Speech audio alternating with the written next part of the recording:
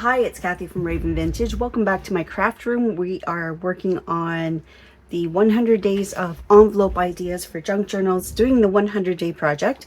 Today is day 90. And as promised, we are going to do the project suggested by Crafty Corey. And she found that project on a channel called Dash of Dave. So the inspiration for today's project comes from Dash of Dave. And Corey, thank you for this suggestion. We are still using the Steely Blue Basic Journal Pages kit, and it is on sale right now in my Etsy shop, and it's listed below. There's a link that takes you right there. And you don't need a coupon code, it's just already on sale. And of course, if you always want to save more, 60%, you can use the code RAVEN6. And that's also listed below with a minimum of 6 items in your cart. And just remember, if something's on sale already, you can overwrite that coupon code that pops up automatically, and you can delete it or type over top of it and type in your Raven 6 if you have a qualifying cart. Okay, so I've already decorated the insert and the back of the envelope. This will get glued down into our big book of ideas like this. That's the top. And what we are making today is a giant postage stamp. So this, I've got this goodie box here, and I was looking at some stamps earlier. Where are the ones I was looking at? So what I was looking for is to see where the price of the stamp was placed. And you know what? It's everywhere. So it doesn't really matter. There's our Queen Elizabeth there. Sometimes cents is spelled out C-E-N-T-S. Sometimes it's just the symbol. So I have all of these to go by. Some really good examples in here. Here's another one to show where the postage is in the bottom corner, bottom right corner. So it, to me, suggests that we can put it wherever we like. And we are just going to go with the flow. And the biggest part of making this a faux stamp is, isn't this a great little tin of goodies? I do believe I got that at auction, an online auction. I love the tin itself and of course the contents. Fabulous. Okay, so we want a stamp, we're going to do a big postage stamp that's the same size as our envelope. So I want to not go much bigger than the envelope itself, because I happen to know that that fits just in our book of ideas. So, but I do want to cover up the envelope because we are doing envelopes, right? So it's going to be a great big postage stamp on top of this envelope here. So my envelopes are 5 by 7. So I'm going to cut a piece. This is a really light cardstock. I think it's 90 pound, 80 or 90 pound. And I'm just going to cut a piece that's just a little bit bigger than my envelope itself. So that's 5 by 7. I'll do 5.5 by 7.5.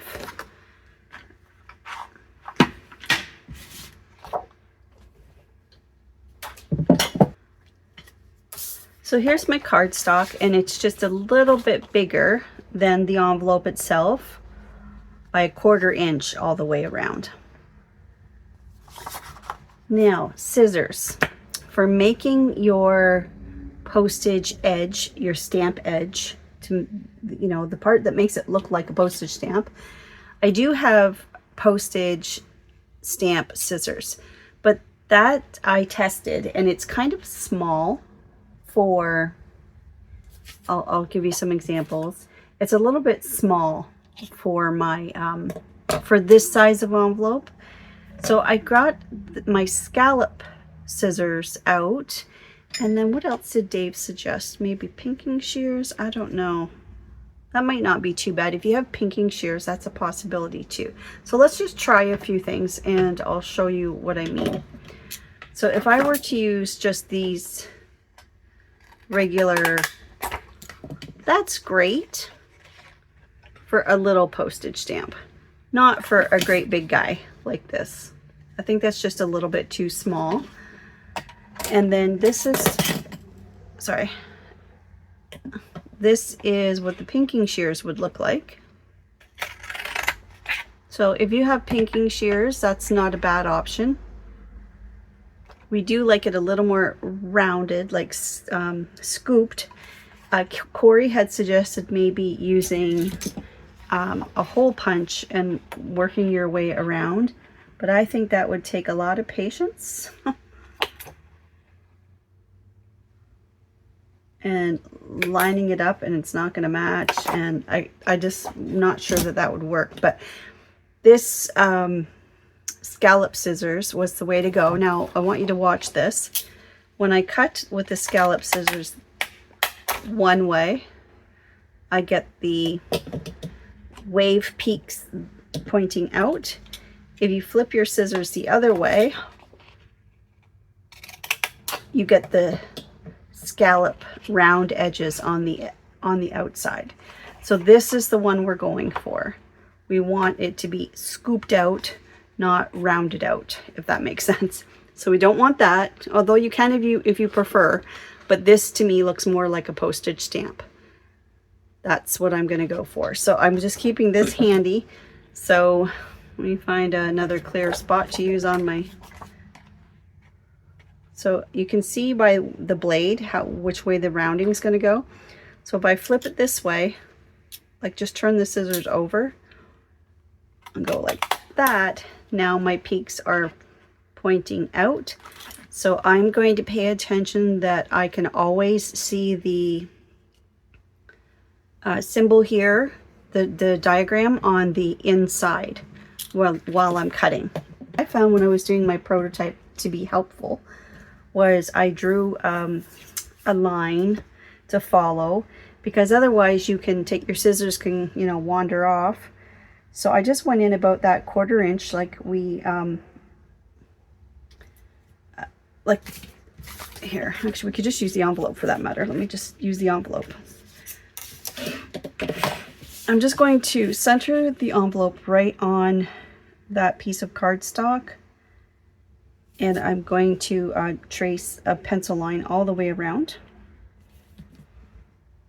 and I'm going to cut along that line. It's just going to give me a little bit of a guide, which I think makes things a little bit easier. You can skip this step if you like, but I found this helpful after trial and error. Let me put these pinking shears back. Okay, so my symbol's on the inside, and I'm going to follow right along that pencil line while I'm cutting. Now at the very end, you don't have a the die or the cut line.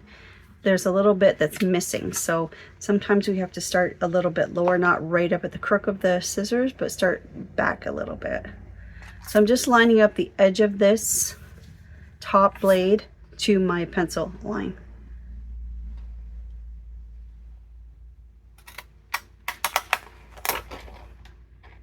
And then when you make your next pass, you want to make sure that you line up one of the,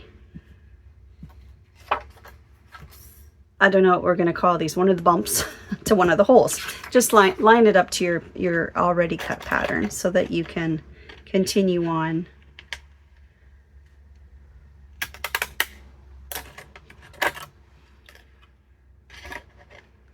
And I'll just keep going around, and I'm following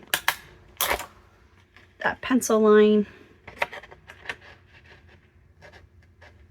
lining my scissors up with the last hole. Dave was doing, I checked out his video, and he was doing some smaller ones about this size, 2 by 3 maybe, but he had some jumbo ones that he had done previously that was his inspiration for the day. So I thought those were pretty cool. Okay, so when you're inking your postage stamp, I found it easy to just go lightly and just do those peaks first, and then come in on an angle, just do this way, and then turn your sponge and go the other way. And that just seemed to, without wrecking your paper or your sponge, that seemed to work the best for me. So just do your tips first and then go on an angle, trying to get in all those little scoops. That seemed to work pretty good. If you're inking at all. I'll go the opposite direction. A little wonky here in the corner, but that's okay. This is only the second one I've ever done, so I'm sure with a little practice we could get this perfected somehow. Okay, so that's our card stock for the back. Now the piece you're going to cut out of your printable or your scrapbook paper or whatever you're using, magazine, photo, whatever, it needs to be obviously a little bit smaller, and you want it to come just inside, so you leave a nice little margin around that shows the perforation of the stamp. So I want to have this lady as my focal point on my stamp, and I think I'm just going to make a couple pencil lines. I'm just lining her up where I think, I'm just holding this up to the light for a second. Yeah, I think that's good. So I'm just going to make a couple pencil lines where I'm going to cut. And I might start out a little bit wide, but we will trim it up if we need to. So don't mind me for a second. I'm just going to trim my printable here. So let's ink this edge up. We're done with our scallopy scissors there.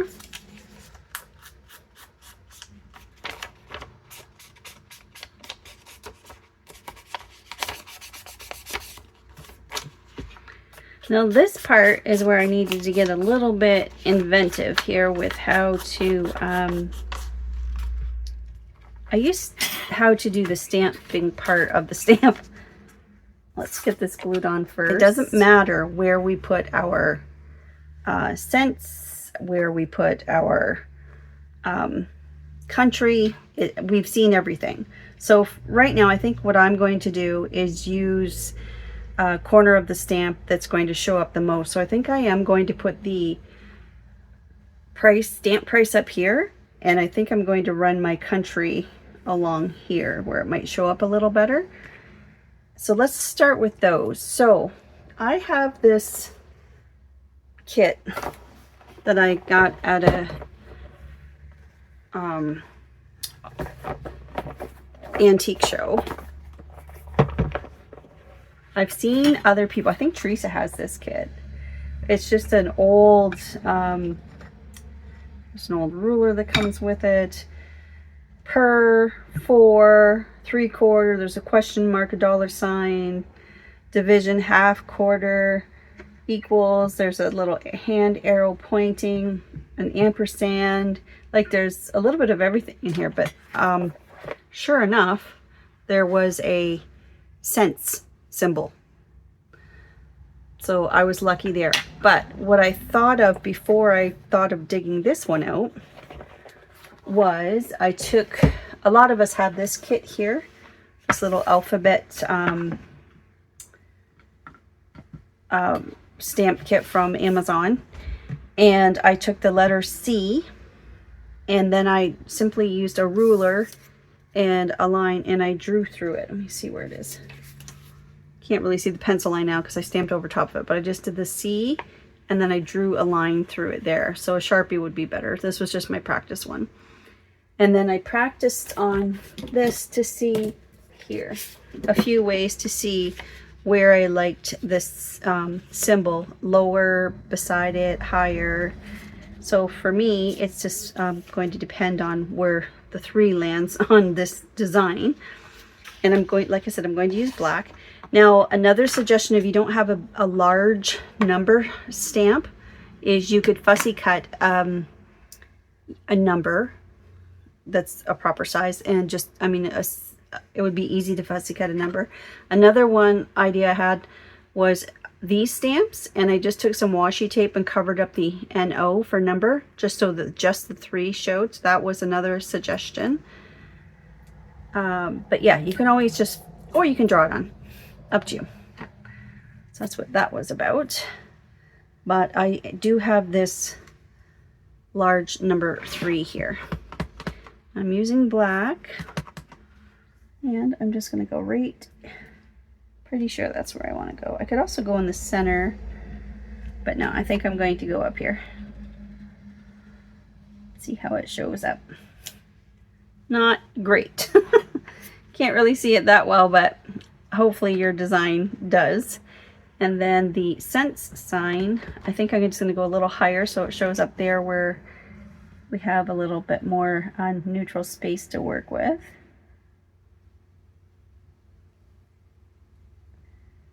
There.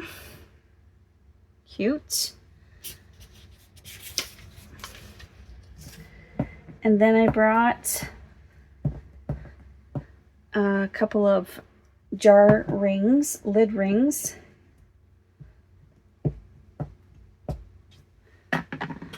I used to have these hanging by my desk when I, at my old craft room, my old house. I use them a lot, but I haven't seemed to do that around here. Okay, let's just put something underneath. And I have these, but they're kind of small for what's happening here. Actually, let's do Canada first. I wanted to, you could do any country you like. I'm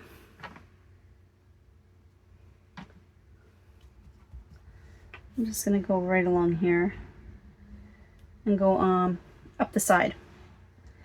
See,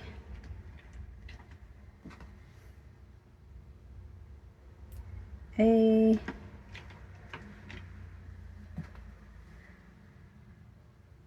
N, A,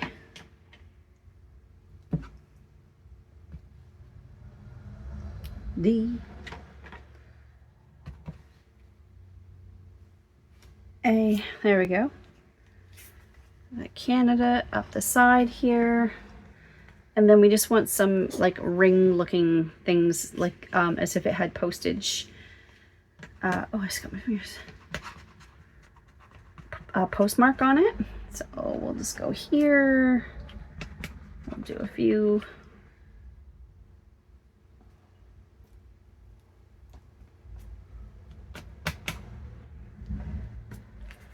Let's do a couple postmarks as if it went through the ringer.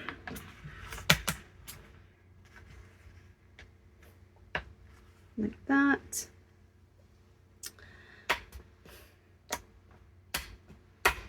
I have a smaller one, which, do I even need it? I don't know. Maybe that.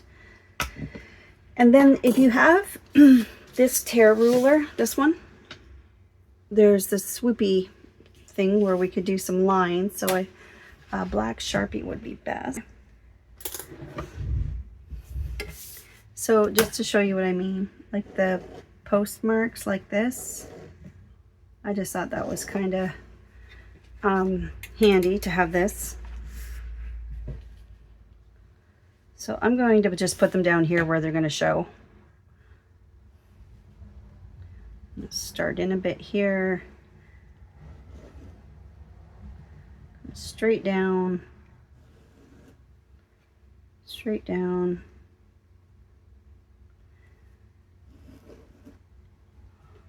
Three, four, maybe. So that kind of looked like postage there. Okay, so there's our big postage stamp. Now maybe if you had used an image that wasn't quite so busy, like my prototype, or oh, it's right here. This one, everything shows up. But you see how these things were too small. And on its own, it just didn't, that stuff wasn't big enough. Like, you definitely need bigger markings, but still, it's kind of neat. I think that'll work. To me, it looks like a postage stamp. I'm happy with that. So let's get that on our envelope. Yeah, thanks for the idea, Corey. That was kind of neat. That's just going to fit right on top of our envelope there.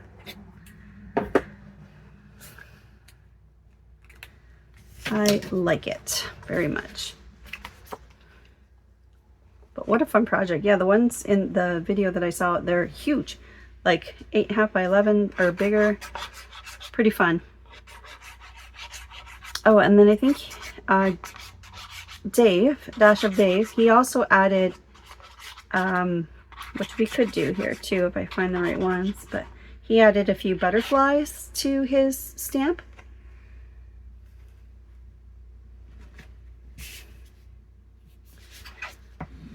Let me just grab a couple just to see if that's even something we want to try or not here. You could add some floral stickers or something. She does look like she belongs on a stamp. I like her.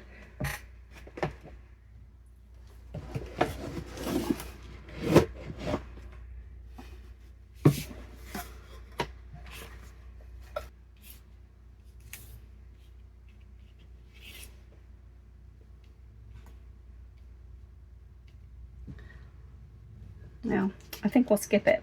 I think we'll skip it, but that's an idea. You could further decorate your stamp. Your big faux postage stamp. Isn't that neat? Okay, well, thank you for the suggestions. I did have a request for a wallpaper to try, and we were going to bring out a new wallpaper kit tomorrow. Get this one down. So there's only, like I said, there's only 10 days left. So if you have, or 9 days left now, I guess. If you have a project you would like to see me try with an envelope, or it can just be something that we decorate with too. It doesn't have to be a structural thing, as long as I can do it on the envelope or with the envelope.